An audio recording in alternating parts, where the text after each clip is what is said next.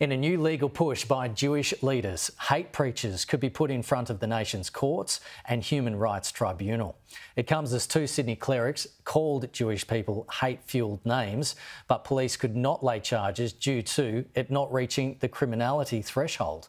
Jewish leaders are asking those in positions of influence to denounce anti-Semitism, or they would take legal action. Joining me live is former Australian Ambassador to Israel, Dave Sharma, and who is now current New South Wales Liberal Party Senator as well. Good to see you, Senator. Thanks for your time. So two Sydney clerics who said some disgusting things about Jews that I'm not going to repeat here have not been charged by police. You can understand the frustration expressed by Jewish leaders about these incidents not being taken more seriously and wanting to take action.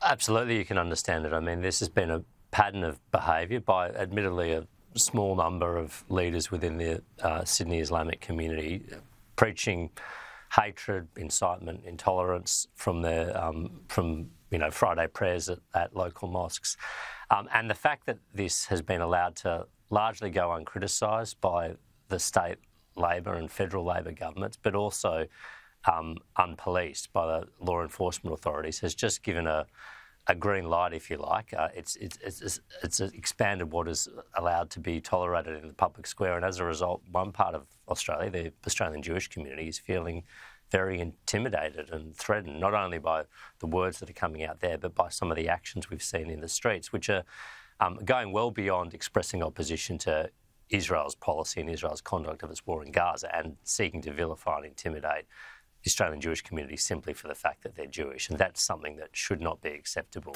here in Australia. Yeah, so what needs to be done, do you think?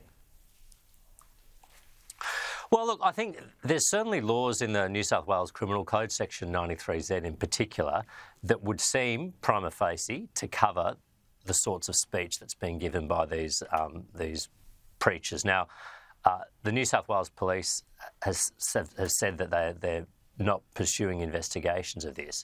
I think they should be. I mean, I think charges should be laid. If it's found in the court that this provision is not sufficient to capture this sort of conduct, then we need to be looking at changing it. And I commend the Jewish communal organisations for looking at taking their own independent legal action under the Racial Discrimination Act. But I feel very bad that it's reached that point where they feel as if their political leaders are not out there defending them, that the government's not there defending them, and they're having to do this themselves. I mean, we shouldn't have any community feeling like that here in Australia.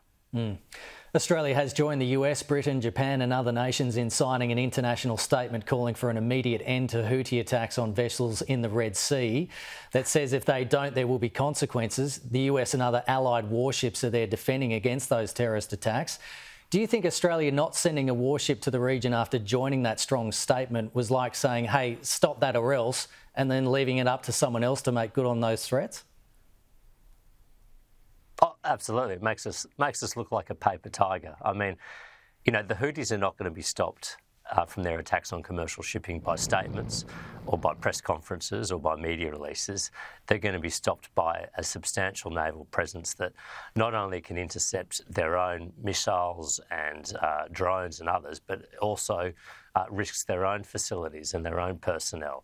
And that's the modest request that the United States made of Australia, was to contribute to an international task force in a theatre of operations where we have a long history and a proud history of making a contribution, and we've squibbed it. And to make the obvious point here, I mean, this might just sound like an international issue, but it's having significant and will have significant domestic ramifications. I mean, the cost of moving a 40-foot container from Rotterdam to Singapore has basically doubled as a result of the de facto closure of the Red Sea and the Suez Canal. Now, Australian consumers end up paying for that. We've already got backlogs on our ports and struggle for exports to get out because of industrial action here.